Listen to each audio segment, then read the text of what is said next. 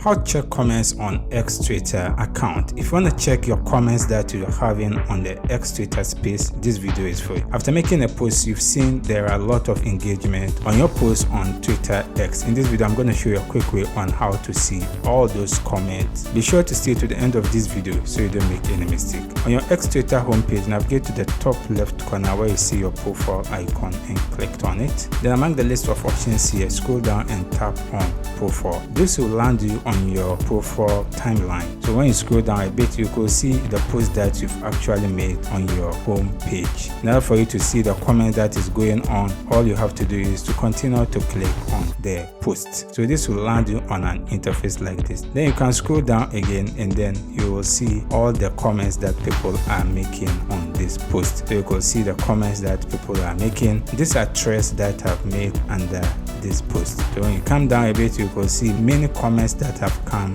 under it. If you have any question, you can leave it in the comment section. I'll do my best to attend to you. If you enjoyed this video, consider subscribe and give this video a like. See you in the next video.